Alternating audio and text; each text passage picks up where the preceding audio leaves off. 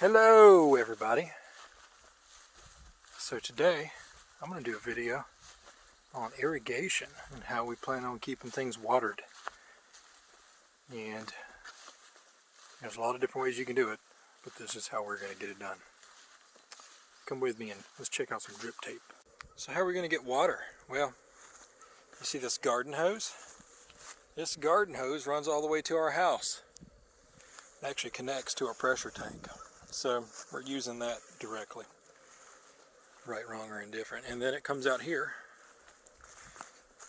We need to tighten it up a little bit, but we're just getting things started. And it connects into a splitter. The splitter is there because we want to have a hose, because up there at the very top we actually don't have any drip tape on that stuff. So we want to have a hose to be able to water whatever we need manually in any of these beds, and it will fit through all of them. So it's a central point for a hose, and we can split that off and do our drip tape from here as well. Now at this time we're only doing this bed and most of this plot. So we can fit with our pressure. We got about 5 gallons a minute up here when we tested it. So we can get about 1,250 feet of drip tape to work at this point. That would be enough to do this bed, most of this bed, and most of this bed as well. I think we've got about 800 feet right now of drip tape. So we couldn't do the entire thing unless we do things in sections. So our goal, we don't have the stuff to do it yet, but our goal is to take this connection here, put a shutoff valve here and here, run a connection across here to our second line, main line over here. That will also have shutoff valves on either side, so that we can turn on this plot, this plot, this plot, or this plot, and we could actually do 2 of those at a time. That way we're still using the same water pressure, but we can double the amount that we can water. So that's our basic setup. And we've already used it up here a few times. I did run a couple more over our peas. We've only got 1 per row at this point. Most of our stuff down here is, single plants in a line, and will be the same over here. If you're doing some smaller crops, you might have to do multiple per row, but we're not going to do that. Plus, the water does seep out, so it doesn't just drop straight down and fall down. It actually seeps out and soaks around, so you'll get some expansion even if you have multiple rows of plants. So Miss Drip Tape is going to show you how to do it. Of course, this is our first time doing it too. So that little yellow tool right there, the yellow one, right there on the ground, is your punch. So what that's for is this line, which is your main line. You punch a hole in that, and then this guy, where this end here, goes in that hole facing this direction. So we want to put it towards the center of our row here. Right here? Yep. And really kind of towards the outside, so make sure it's centered. Here. Is that what you're talking about? Yep. Just punch in. And then just kind of twist it a little bit is a way to do it. You just don't want to punch through the other side. Bam. There you go. And a hole. Alright. Now, you're going to just put that This guy way? in there. Yep.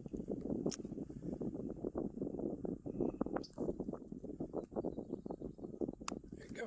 Alright. Pops in. So, here's on the drip tape here. This one has 2 sides. You can kind of tell. This has got some green lines on it, but you want to look for the emitters. Right there. This one has one every 12 feet. 12 inches? Or 12 inches, not 12. This one has one every 12 inches. And you can kind of see the emitter right there in the sunlight. So the way that I cut it is on the other end, which we'll see on the other side. This is right after an emitter. So it gives us right at a foot before in our row we're going to plant anything. So makes sense. Yep. And so this end goes onto that end. You want to make sure with these little emitters that they are righty-tighty, lefty-loosey. So you want to get it on there as far as you can. Yep. I have no clue how to tell. Yep. Yeah, it's fine. And it doesn't really matter so much whether the green's on top here, so don't worry about that because this whole thing spins. Gotcha. But we want to tighten this up by twisting this that way, but the other way. Yeah. To the left. And you just hold on to this end. Yep. Okay. Depends on It's what on side there. of the clock you're looking at. Yeah. Yep. So that's on there. Cool. And then what we're doing is we're taking this, where'd that bar go? It's right here. Okay. Yep. Nice. So we're taking this breaker bar here and we're putting it through this little hole and then we're walking it down to the other end of the row. Guess we get to do that this time. Congratulations. Me? Yep. And I'll stand on this end. One thing while she's doing that, it's not a bad idea to go ahead and put one of these staples in here. Just right over the hose. Of course, you're going to hit a rock every time. And then that way, if you're doing it alone, nobody has to stand here. You can just pull it to the other end. And also, you can leave this tool here. You're only going to need that on this side. So, take this fella, toss it down the line, and let's walk down here.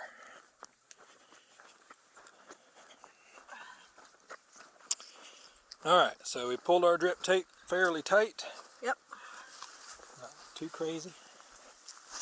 And we're going to have to roll this up a little bit. So we want to find one that's not too far forward that way. So this looks like a good emitter. Okay. So I want you to cut right after that emitter. Okay.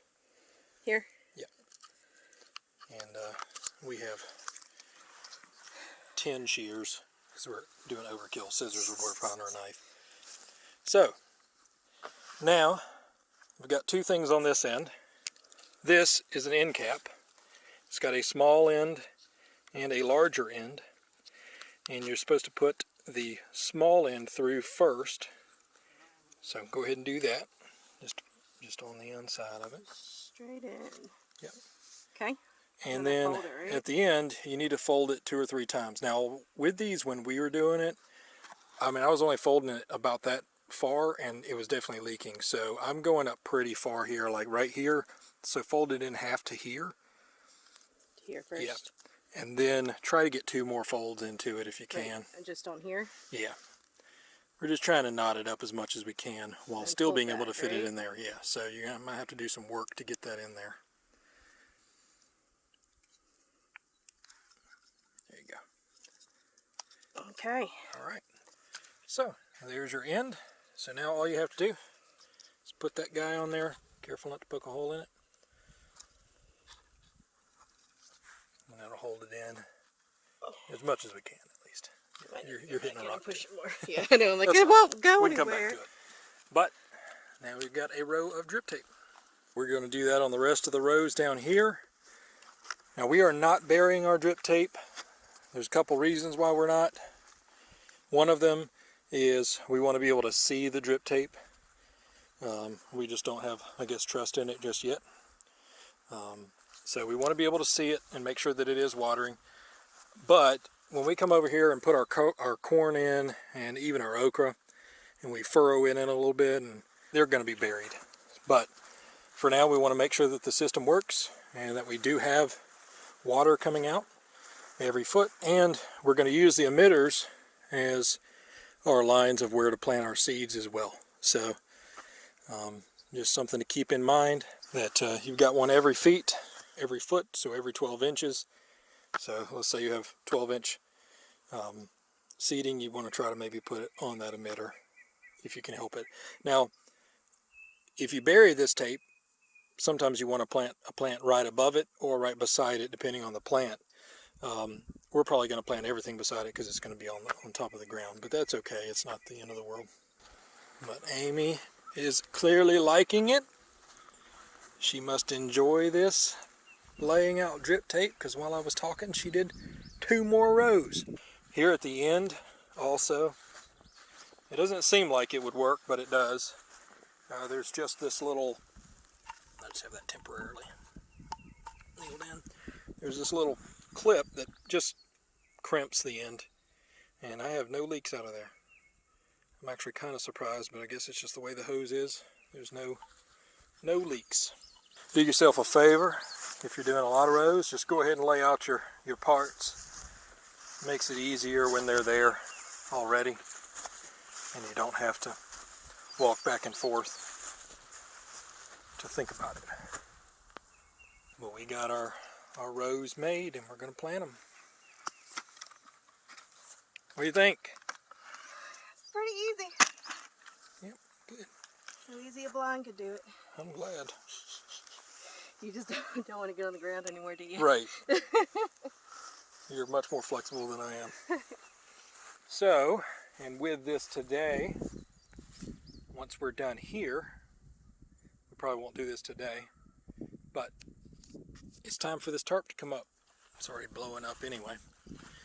But it's time we're going to cut this tarp in half actually. Our intention was always to cut it in half because we wanted to do our beds exactly, but it was just a lot easier to put it out in one big roll at the time. But this thing is stupid heavy at 110 feet by 40 feet. So if you're going to store it and move it, and it makes it a little bit easier, you want to cut it in half if you can. I mean, the way our beds are, we have the space in the middle, so really we just want 40 by 50 foot sections of this tarp. And then you're going to say, well, what are we going to do with that now? So because we rushed this year, and we built these beds first year, and we didn't have a whole lot of time to let a tarp work and to really kill all the weeds and everything underneath. Yeah, you know, it takes a few months. I mean, usually it's, you know, it's enough time with what we have, but there's definitely a lot more that we need to, we would like to wait longer if we could. So what we're going to do is plan for next year. So this year we've got 8,000 square feet of garden beds that we've created or will have created by the end of the year. That's a whole lot. Next year we're going to have 2 more plots on this side. So I'm going to have to move this fence, but that's okay. Future Danny's problem. So we're going to put 2 more plots over here so that we will have another one on each side this way. That'll be a pretty big garden. That'll be 12,000 square feet. So it just gives us a lot of flexibility if we want to plant a lot of different things, which we generally do, or if we want to plant a lot of one thing. This year we're really testing to see what grows. We've got a lot of plants growing this year, a lot of different varieties. But if we want to do a larger spring vegetable garden next year and just maybe have 1 plot of spring vegetables, more potatoes, you know, things that we can really preserve and hold on to that are good food. That's what we want to do. This year is a big test for us though. So I'm going to get back over here and watch Amy work. And we'll catch you guys in a little bit. So easy behind the camera, isn't it? We did it! There's still a little bit leaking out of the end, but there's nothing we can do about that. It just is what it is. Look at our little drip. If you can see that, here it is. Drip, drip. So, one thing I didn't mention earlier, but you always want to make sure that your emitters are on the top, facing up. And it makes no difference whether you bury them or put them under the ground. The emitters should be facing up. It looks like everything's working. The pressure seems to be pretty good. You know, I'll squeeze this, it's got pressure all the way down to the very end. And that's what you want. So the big difference between drip emitters and like soaker hose as well is this should provide even watering all the way across.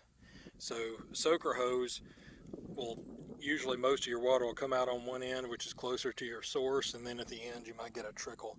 But this is supposed to be very even watering across the board. Once the pressure builds up, it's just dripping evenly across the whole field. So, a whole lot better than coming out here with a hose. You just turn this on. It takes more time, but it's not your time.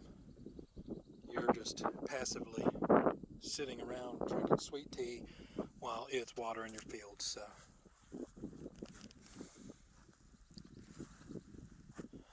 another thing done.